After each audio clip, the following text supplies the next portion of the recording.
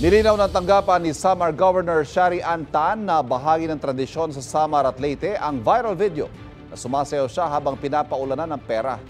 Ayon sa opisina ng gobernador, kuha ang video nung Hermano Night ng pista sa Catbalogan City kung saan karaniwang sinasayaw ang kuratsa.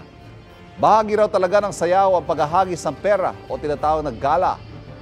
Giit ng tanggapan ni Tan na nakisayaw ang gobernador hindi para magpakita ng karangyaan kundi para ipagdiwang ang pagkakakilanlan ng mga Samarnon at suportahan ang kanilang mga komunidad.